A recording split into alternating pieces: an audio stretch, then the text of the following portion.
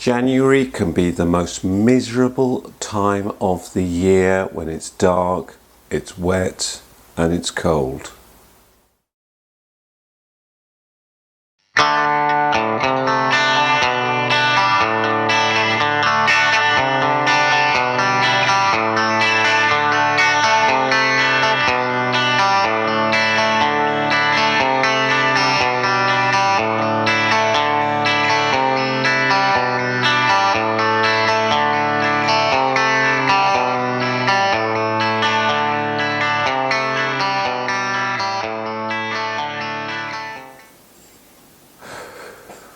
When J.K. Rowling wrote the Harry Potter books, she came up with the idea of dementors, beings who were able to suck all the pleasure and happiness out of things, feeding on it in a negative way.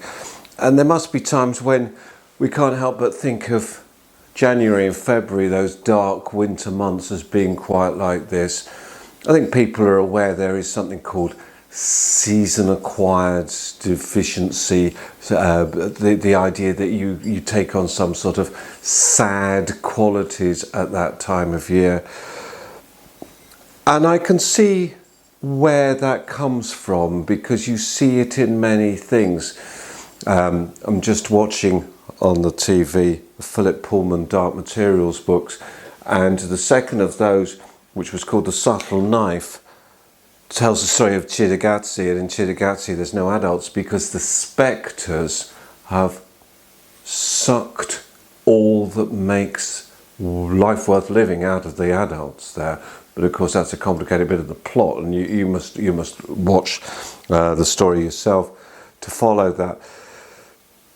So we have these powerful images of sadness and misery sucking the pleasure out of life. And I think we can all of us picture that idea that somehow negativity is something which is very destructive, that it can, in a way, take from us those things which are pleasurable, which are happy.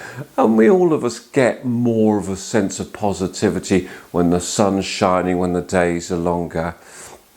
When you look at a dull suburban garden like this at this time of year, you're struck by how lifeless it can be, by the wind blowing the branches, making it look like somewhere you wouldn't necessarily want to be. But of course it's not always like that, is it? There's a Pixar film called Inside Out, and I don't want to spoil the plot because you may not have seen it and you may be hoping to watch it, but nonetheless I'm going to, because in it happiness loses control, gets lost as she journeys through the mind of the main character in the film, because the film is all about the emotions that exist in a child's mind and how that nearly creates disaster. And so happiness gets lost, and anger starts to take control. And these are all personalised characters in the film. But the one that saves the day, sorry, plot spoiler, stop watching now if you were going to watch it, is sadness.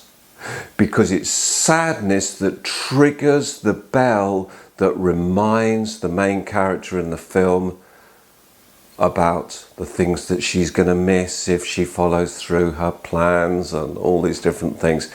It's sadness that is the real saviour.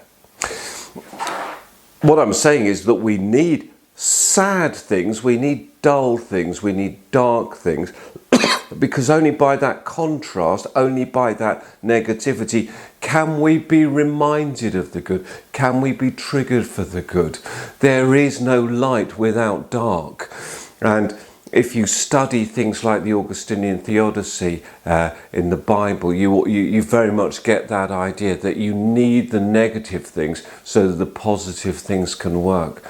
So January and February, bad things, dementors, bad things, spectres, bad things, yeah, but actually, of course, they're very much things that help you to move forward as well. And I'll just finish by reminding you that in the Harry Potter books, the figures are Dementors. How do you recover from a Dementor visit? You eat chocolate. And at a time of year when we're all trying to lose weight after Christmas, that's maybe bad advice. But that's the advice I'm giving you.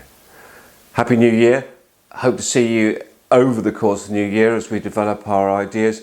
In the meantime, like the video, subscribe to the channel if you haven't. Take care. Thank you.